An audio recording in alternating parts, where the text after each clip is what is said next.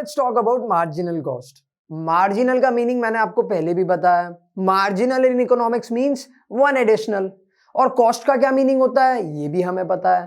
Cost का meaning होता है the actual money that we have spent in the production process, यानी कोई भी गुड को बनाने के लिए हमने कितने पैसे खर्च किए हैं, दैट इज आवर कॉस्ट। तो मार्जिनल का मीनिंग वन एडिशनल, कॉस्ट का मतलब हमारा खर्चा। तो what is the meaning of marginal cost? Simple सा मीनिंग होता है the cost of producing one additional unit. Let's say कि हम और आप मिलके एक फर्म डालते हैं या फिर एक फैक्ट्री डालते हैं, ठीक है। और हमने क्या किया, हम पहले 5 यूनिट्स बना रहे थे क्योंकि हमारा डिमांड सिर्फ 5 यूनिट्स का था। हम 5 यूनिट्स बना रहे थे और हम दोनों शाम को साथ में बैठते हैं और आप मेरे को पूछते हो कि आयुष सर कितना खर्चा हुआ। मैंने बोला यार ये देखिए 5 यूनिट्स को बनाने में लेबर इलेक्ट्रिसिटी सब मिला के 300 रुपए का खर्चा हुआ है। तो ठीक है, अब नेक्स्ट डे हम ऑफिस जाते हैं, हमारे पास में 6 यूनिट्स का ऑर्डर आता है, ठीक है। तो हम लोग 6 यूनिट्स बनाते हैं। फिर आप मेरे को पूछते हैं आयुष सर कितना खर्चा हुआ। मैंने बोला यार सरप्राइजिंगली 5 यूनिट जब हम बनाते थे ना तब 300 रुपए का खर्चा होता था, 6 यूनिट्स बनाने में सिर्फ 320 रुपए का खर्चा हुआ। तो मार्जिनल कॉस्ट क्या हुआ? मार्जिनल कॉस्ट का मतलब होता है the cost of producing one additional unit. तो अब आप मेरे को बोलते हो मतलब एक और यूनिट अपन ने बनाया और सिर्फ 20 रुपए ज्यादा लगे। तो ये जो 20 रुपए है ना, इसको हम बोलते हैं marginal cost. The cost of producing one additional unit. पहले हम 5 यूनिट बना रहे थे और हम कितना कॉस्ट बेयर कर रहे थे? 300 रुपीज। अब हम 6 यूनिट्स बना रहे हैं और हम कितना कॉस्ट बेयर कर रहे हैं? 320 रुपीज। तो एडिशनल कॉस्ट कितना है? 20 रुपीज। तो ये जो एडिशनल कॉस्ट होता है ना, इसको हम बोलते हैं marginal cost. In the definition, अगर हम डेफिनेशन के हिसाब से देखें, marginal cost refers to the addition to the total cost when one more unit of output is produced। मतलब हमारे टोटल कॉस्ट में कितना एडिशन हुआ है। सिंपल फॉर्मूला होता है एक, वैसे फॉर्मूला किसी को पसंद नहीं है, मुझे बहुत पसंद है क्योंकि आंसर्स वेरीफाई करने में बहुत काम आता है। Marginal cost of N. अब एन मतलब लेट्स से कि हम लेते हैं 6th यूनिट, क्योंकि मैंने अभी अभी आपको एग्जांपल दिया था कि पहले हम 5 यूनिट्स बना रहे थे और अब हम 6 यूनिट्स बना रहे हैं। तो marginal cost of 6th unit, यहां पे n को हमने अज्यूम किया है 6। तो marginal cost of 6th unit is equal to total cost of 6th unit minus the total cost of 6 minus 1 यानी 5th यूनिट। तो एक बार वापस देखो formula, marginal cost of 6th unit is equal to total cost of 6th unit minus total cost of 6 minus 1 that is 5th unit. अब आप एक बार वापस मेरा एग्जांपल याद करो, मैंने आपको क्या बताया था? जब हम 5 यूनिट्स बना रहे थे तब खर्चा कितना हो रहा था? 300। मतलब यहां पे आ जाएगा 300, क्योंकि ये हम बात कर रहे हैं total cost of 5th unit की। यहां पे क्या आ जाएगा? Total cost of 6th unit कितना था? मैंने आपको क्या बताया था शाम को आके कि टोटल खर्चा कितना हुआ 6 यूनिट्स बनाने पे? 320। तो यहां पे आ जाएगा 320। तो 320 minus 300 will give you simply 20, जो मैंने आपको पहले ही बता दिया। 320 minus 300 will give you 20 rupees. Simple. तो मार्जिनल कॉस्ट क्या हुआ? 20 रुपीज। अब एक एग्जांपल देखो। For example, if total cost of producing 2 units is 200 and total cost of producing 3 units is 240, तो देखो कितना हुआ? Marginal cost at 3rd unit is equal to total cost of 3rd unit minus total cost of 2nd unit. तो total cost कितना था 3rd unit पे? 240। Total cost 2 units पे कितना था? 200। तो 240 minus 200 will give you 40 rupees. तो हमारा मार्जिनल कॉस्ट कितना हुआ? वेरी इजीली हम कैलकुलेट कर सकते हैं 40 रुपीज। नॉर्मल सब्ट्रैक्शन है, इतना तो आता होगा, नहीं आता तो लास्ट में सम्स किए हैं आपके लिए, उसमें आपको ज्यादा अच्छे से आ जाएगा। लास्ट में जो सम्स हैं उसमें आप देखोगे कि हर बार ये फॉर्मूला अप्लाई करना भी जरूरी नहीं होता। There is a easier method to do it. In fact यहाँ पे भी एक सम है, वो भी हम देख लेंगे, बट अभी ये जानो कि there are 2 more ways to calculate marginal cost. See, first is change in total cost divided by change in quantity. Simple logic है, ठीक है। Change in total cost divided by change in quantity. चलो एक और example देता हूं। Let's say कि हम रेगुलरली 5 यूनिट्स बनाते थे और टोटल कॉस्ट मैंने आपको कितना बताया था? 300, ठीक है। अब एक दिन हम ऑफिस जाते हैं और अचानक से 7 यूनिट्स का ऑर्डर आ जाता है। बहुत अच्छी बात है, आना भी चाहिए। और हमारा टोटल कॉस्ट कितना हो गया? Let's say 350 rupees. अब हमें निकालना है कि मार्जिनल कॉस्ट कितना है। यहां पे तो 1 एडिशनल है ही नहीं, यहां पे 2 एडिशनल यूनिट्स हमने प्रोड्यूस किए हैं, तो यहां पे मार्जिनल कॉस्ट कैसे कैलकुलेट होगा? सिंपल है, चेंज इन टोटल कॉस्ट, अब टोटल कॉस्ट में चेंज कितना आया, पहले हम कितना दे रहे थे 300 रुपीज, अब कितना कॉस्ट बेयर कर रहे हैं 350 रुपीज, तो 350 माइनस 300 चेंज कितना हुआ है 50 रुपए का चेंज है, so the change in total cost is 50 rupees divided by the change in quantity. अब क्वांटिटी कितने से चेंज हुई है, पहले हम कितने यूनिट्स बना रहे थे 5 यूनिट्स, अब हम कितने बना रहे हैं 7 यूनिट्स, तो what is the change in quantity 7 minus 5 is 2 rupees, तो ऊपर कितना आया था change in total cost was 50 rupees divided by change in quantities 2 units, तो 50 divided by 2 will give you 25, तो the marginal cost is 25। ये एक बेसिक सा लॉजिक था, बट एक और बहुत इंटरेस्टिंग सा फॉर्मूला है जो हम काफी बार इग्नोर करते हैं और फिर इसी के ऊपर सम आ जाते हैं।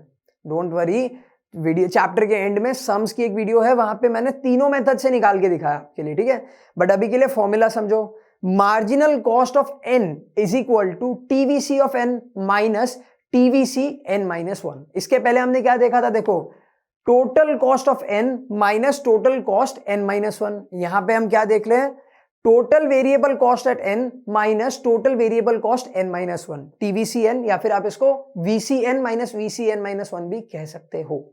तो अभी तक हमने क्या क्या देखा, अभी तक हमने देखा कि मार्जिनल कॉस्ट क्या होता है, और मार्जिनल कॉस्ट के 3 फॉर्मूला होते हैं। वो 3 फॉर्मूला कौन से हैं, TCN माइनस TCN माइनस 1। दूसरा हमने क्या देखा, change in total cost divided by change in quantity. और थर्ड हमने क्या देखा, that is TVC at n minus TVC n minus 1, या फिर इसको सिंपली हम बोल सकते हैं VCN माइनस VCN माइनस 1। अब चलते हैं नेक्स्ट वीडियो पे। अब इस वीडियो में मैं आपके लिए एक सम सॉल्व करके दिखाने वाला हूं, and that is very easy. यहां पे हम 2 फॉर्मूला कवर करेंगे, that is calculating marginal cost using the total cost and calculating marginal cost using the variable cost, ठीक है। तो सबसे पहले सम देखते हैं। हमारे पास में आउटपुट इज गिवन 0 1 2 3 4 5, ठीक है। टोटल फिक्स कॉस्ट है हमारे पास में, जो मैंने आपको बताया था वो हर यूनिट पे सेम रहेगा, तो दैट इज 12 12 12 12 12 एंड अगेन 12। अब हम बात करते हैं टोटल वेरिएबल कॉस्ट की। जो आपको पता है डायरेक्ट रिलेशनशिप होता है, आउटपुट इंक्रीज होगा तो total variable cost will also increase. तो as you can see at 0 units of output the variable cost is always 0, ठीक है। 1 यूनिट पे 6 हो गया, 2 पे 10 हो गया, 3 पे 15, 4 पे 24 एंड 5 पे 35। सिंपल। टोटल कॉस्ट का क्या फॉर्मूला था, total variable cost plus total fix cost. मैंने आपको बताया था at 0 unit of output total cost is always equal to the fix cost, ये चीज हम याद रखेंगे। तो 0 यूनिट ऑफ आउटपुट पे देखो 0 plus 12 is 12, then 6 plus 12 is 18, 10 plus 12 is 22, 15 plus 12 is 27, 24 plus 12 is 36 and finally 35 plus 12 is 47, ठीक है। तो हमारा टोटल कॉस्ट निकल गया। अब हमें निकालना क्या है, मार्जिनल कॉस्ट। तो सबसे पहले हम कैलकुलेट करते हैं marginal cost using the total cost, ठीक है। फटाफट कैलकुलेट करते हैं। देखो जब आपका आउटपुट था 0 तब आपका टोटल कॉस्ट कितना था 12, और जब आपका आउटपुट था 1 तो आपका टोटल कॉस्ट कितना 18। मतलब जब आप कुछ नहीं बना रहे थे तब आपको 12 रुपए का खर्चा आ रहा था। अब आपने डिसाइड किया कि चलो यार कुछ तो काम करते हैं, कितने दिन घर पे पड़े रहेंगे, तो आपने 1 यूनिट बना के देखा, तो आपका एडिशनल खर्चा कितना आया, टोटल कॉस्ट हो गया 18, तो एडिशनल खर्चा कितना हुआ 18 माइनस 12 इज 6, ठीक है। अब आप जब 1 यूनिट बना रहे थे तब आपका टोटल खर्चा कितना आ रहा था 18, जब आपने 2 यूनिट बनाए तो आपका टोटल खर्चा कितना आया 22, तो एडिशनल खर्चा कितना आया 22 माइनस 18 इज 4, है ना। अब 22 माइनस 12 मत कराना, 22 माइनस 18, क्योंकि मार्जिनल कॉस्ट का मतलब होता है 1 एडिशनल। तो अगर आप 0 से 2 पे आ रहे हो तो 2 एडिशनल हो गया, और वो तो हम नहीं निकाल सकते। तो 22 minus 18 will give you 4।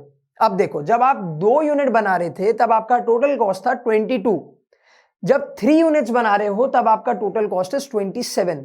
Additional कितना हुआ 22, तो आप पहले ही खर्च कर रहे थे, अब आप 27 खर्च कर रहे हो, तो एडिशनल कितना हुआ 27 माइनस 22 विल गिव यू 5, ठीक है। Similarly 36 minus 27 will give you 9 and 47 minus 36 will give you 11।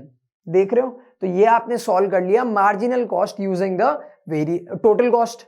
अब हम निकालेंगे marginal cost using the variable cost, और you can say the total variable cost, ठीक है। सबसे पहले तो इसका लॉजिक समझो, before going to the sum हम लॉजिक समझते हैं कि हम ऐसा क्यों बोलते हैं कि टोटल कॉस्ट को हम वेरिएबल कॉस्ट से भी निकाल सकते हैं। बिकॉज लॉजिकली समझो, टोटल कॉस्ट में चेंज क्या हो रहा है, सिर्फ वेरिएबल कॉस्ट चेंज हो रहा है ना, फिक्स कॉस्ट तो एज इट इज है 12 12 12 12 12। चेंज क्या हो रहा है, वेरिएबल कॉस्ट इज चेंजिंग। तो टोटल कॉस्ट की चेंज का क्या कारण होता है, आवर वेरिएबल कॉस्ट। तो मार्जिनल कॉस्ट भी निकाल सकते हैं हम, क्योंकि मार्जिनल कॉस्ट हमें क्या बताता है, द चेंज, एडिशनल चेंज। तो वो तो हम वेरिएबल कॉस्ट से भी निकाल सकते हैं। देखो कैसे, जब आप 0 यूनिट्स प्रोड्यूस कर रहे थे तब आपका वेरिएबल कॉस्ट कितना था, बिना देखे ही बोल सकते हो ये बात तो, 0 at 0 units of output variable cost is 0। तो जब आप 1 यूनिट बना रहे थे तब आपका कॉस्ट कितना हो गया, 6। यहां पे हम वेरिएबल कॉस्ट की बात कर रहे हैं, तो एडिशनल कितना हुआ, 0 पहले था, अब हो गया 6। तो 6 माइनस 0 इज 6। ठीक है, जब आपने सेकेंड यूनिट बनाया तब आपका वेरिएबल कॉस्ट कितना हो गया, 10। पहले कितना था, 6। तो 10 माइनस 6 इज 4। सिंपल। फिर देखो, जब आपने थर्ड यूनिट बनाया तो वेरिएबल कॉस्ट इंक्रीज होकर 15 पे आ गया। पहले कितना था, 10। तो 15 माइनस 10 इज 5। ठीक है, फिर 24 पे आ गया। पहले कितना था, 15। तो 24 minus 15 is 9। Simple. And last देखो, जब आप 5th यूनिट बना रहे हो तब आपका वेरिएबल कॉस्ट कितना हो गया, 35। पहले कितना था, 24। तो 35 माइनस 24 इज 11। अब एक बार कंफर्म कर दें कि क्या जब हमने टोटल कॉस्ट से निकाला और जब हमने वेरिएबल कॉस्ट से निकाला तो क्या आंसर सेम आया, डैश डैश 6 6 4 4 5 5 9 9 एंड 11 11। तो एक बात तो हमने प्रूव कर दी कि मार्जिनल कॉस्ट का कैलकुलेशन टोटल कॉस्ट से भी हो सकता है और वेरिएबल कॉस्ट से भी हो सकता है। बट अभी भी अगर आपको कोई भी डाउट हो तो चैप्टर के एंड में न्यूमेरिकल सॉल्व किए हैं, वहां पे जाके देख लो तो और इजीली क्लियर हो जाएगा। तब तक हम चलते हैं नेक्स्ट वीडियो पे, जहां पे हम बात करने वाले हैं about the marginal cost curve. अब हम बात करते हैं मार्जिनल कॉस्ट के कर्व के बारे में।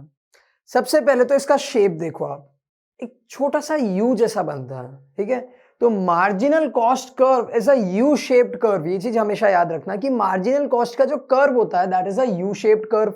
Reason, law of variable proportion. बताऊं, याद है आपको लॉ ऑफ वेरिएबल प्रोपोर्शन? चलो ठीक है, एक बार डिस्कस करते हैं। Law of variable proportion states that as we increase the variable factors keeping the fixed factors constant, the total product initially increases at an increasing rate, then at a decreasing rate and finally falls। ये तो हमें पता है, but इसका इसके साथ में क्या लेना देना, ना यहाँ पे टोटल प्रोडक्ट है ना यहाँ पे मार्जिनल प्रोडक्ट है। यहाँ पे हम बात कर रहे हैं मार्जिनल कॉस्ट के बारे में। There is a hidden meaning. ठीक है, वेरिएबल प्रोपोर्शन का एक हिडन मीनिंग होता है जो हम अक्सर भूल जाते हैं, और वो हिडन मीनिंग क्या है कि लॉ ऑफ वेरिएबल प्रोपोर्शन हमें यह बताना चाहता है कि अगर हम फिक्स्ड फैक्टर को कांस्टेंट रखते हैं और उस पे वेरिएबल फैक्टर्स बढ़ाते जाते हैं, तो देखो शुरू शुरू में तो क्या होगा, इमेजिन करो एक मशीन है that is the fixed factor और सिर्फ 2 लेबर्स हैं that are the variable factors. तो क्या होगा, 2 लेबर आराम से काम करेंगे। ठीक है, कोई प्रॉब्लम नहीं है, आउटपुट अच्छे से निकल रहा है, वेरिएबल फैक्टर भी खुश है और फिक्स्ड फैक्टर भी खुश है। अब इमेजिन करो कि 10 लेबर आ गए, तो अब क्या होगा, टाइम की कमी, आउटपुट उतना अच्छा नहीं निकलेगा, मशीन को बार बार चलाया जाएगा, तो क्या होगा, थोड़ा सा जो एफिशिएंसी है ना वो कम हो जाएगी। फिर इमेजिन करो कि 100 लेबर आ जाते हैं, there are 100 labours on the same machine. अब क्या होगा, मिनट मिनट का हिसाब हो रहा है, कोई भी लेबर को पूरा टाइम नहीं मिल रहा है कि वो आउटपुट निकाल सके, तो अब क्या होगा, एफिशिएंसी और डिक्रीज हो जाएगी। तो सेम चीज होता है हमारा मार्जिनल कॉस्ट के साथ में। देखो, जब हमारे दोनों ही फैक्टर्स की एफिशिएंसी बहुत अच्छी है तब क्या होगा, हमारा मिनिमम कॉस्ट लगेगा। ठीक है, फिर क्या होगा, हमारे वेरिएबल फैक्टर्स इंक्रीज हो गए, दैट मींस दोनों ही फैक्टर्स, वेरिएबल और फिक्स फैक्टर की एफिशिएंसी कम हो गई। अब एफिशिएंसी कम होने का मतलब क्या होता है, बीएसटी में याद होगा आपको। ठीक है, एफिशिएंट और इफेक्टिव 2 वर्ड मैंने आपको बताए थे। एफिशिएंट होने का मीनिंग क्या होता है कि मिनिमम कॉस्ट में काम करना। अब यहां पे क्या हो रहा है, एफिशिएंसी कम हो रही है, दैट मीन्स हमारा कॉस्ट इंक्रीज हो रहा है।